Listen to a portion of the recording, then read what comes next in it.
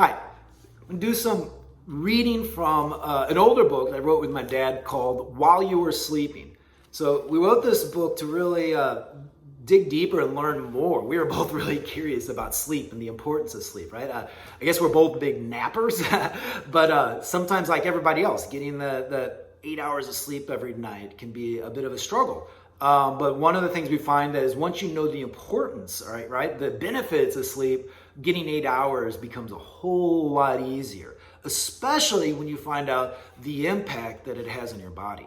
So we're going to start reading today from While You Were Sleeping, and we're going to do a little reading about the brain for starters, right? So what do you think happens with your brain while you're asleep? The brain. Newsflash. The human brain does not turn off when we go to bed at night. There's evidence that suggests it may be nearly as active at night while we're sleeping as when we're awake during the day. Think about that. What if your brain is just as busy while you're asleep and don't know it as when you're awake? Humans have 4 well-known kinds of brain waves. Did you even know your brain had a single wave? And it's got 4.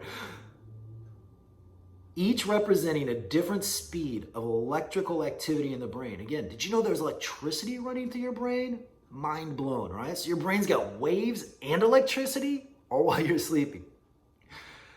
Delta waves are the slowest, then theta waves. Alpha waves are faster, and beta waves are the fastest of the bunch. Typically, only beta and alpha waves are active when we're awake. When we go to bed, our brains shift from beta waves to alpha waves as we begin to relax, slowing down to delta waves once we've zonked out. But our brains don't stay relaxed for the entire night. Every 90 minutes or so of sleep, our brains have a spike of activity during the process of rapid eye movement, or REM, in which our eyes dart around and we have dreams or nightmares.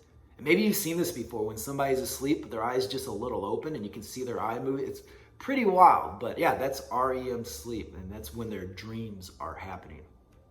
Speaking of dreams, the next entry to read from you is about dreams.